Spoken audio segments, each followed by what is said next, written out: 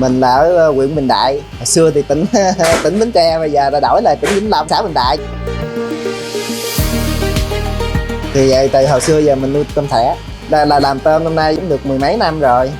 Dèo là cho ăn này hết là tới như là suốt luôn á, dèo tới tôm lớn luôn.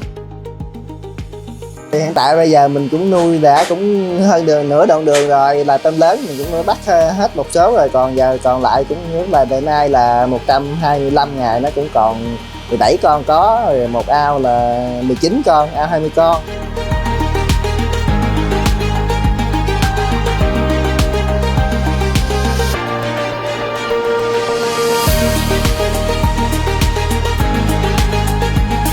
Khu này 10 ao rồi, nếu riêng có khu này không là xài đầy hết, xài 2 vụ.